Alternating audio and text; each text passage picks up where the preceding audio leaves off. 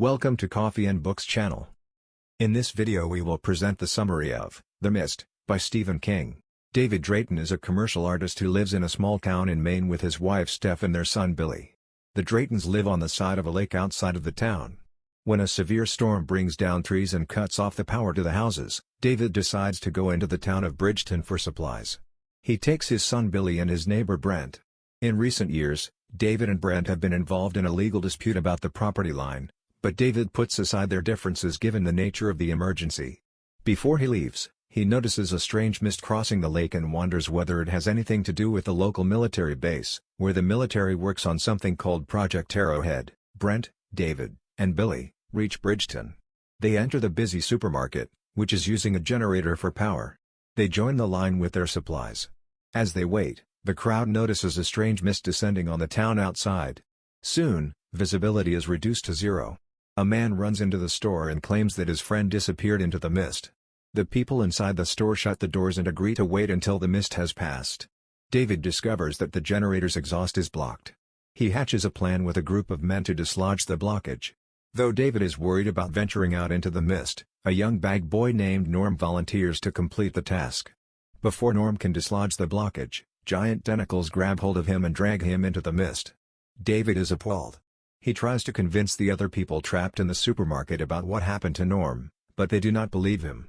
Some believe David, some begin drinking alcohol, some refuse to believe him at all, and some start to listen to a local woman named Mrs. Carmody, who insists that the mist is a sign of the biblical apocalypse and that they must all repent for their sins. Brent is the leader of a group of people who refuse to believe David's story about the dangerous creatures outside the store.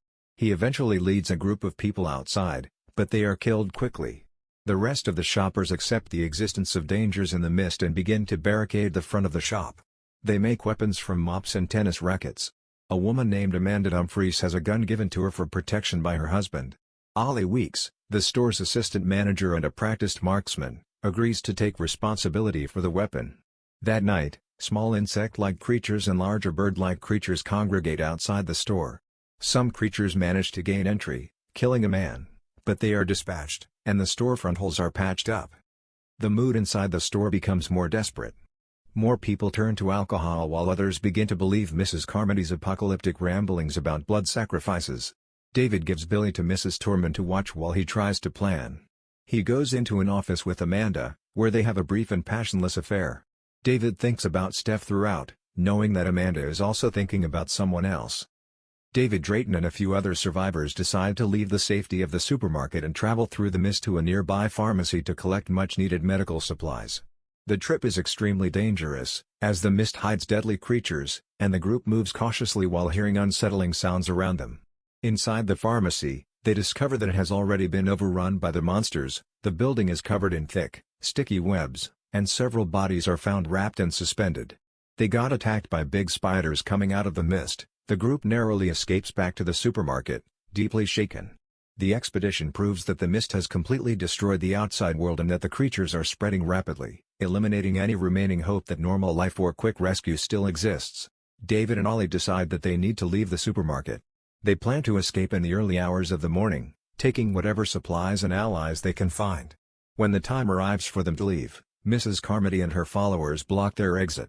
Mrs. Carmody points at Billy and Amanda, calling for them to be sacrificed to appease God for the world's sins.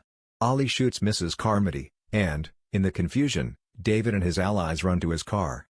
As they dash through the parking lot, the creatures attack.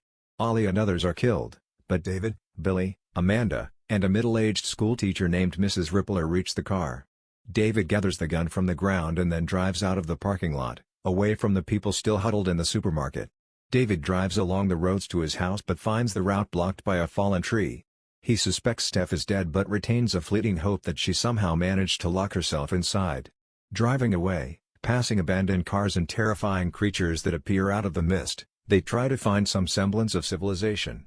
At a service stop, David begins writing down the events of the novel. He plans to leave them on the counter for someone to find. As the others sleep, he plays with a radio. Briefly, he hears a faint voice speaking the name of a town, Hartford, Connecticut, though he does not hear the message again. The word gives him hope that he might survive. Thanks for watching, like and subscribe for more.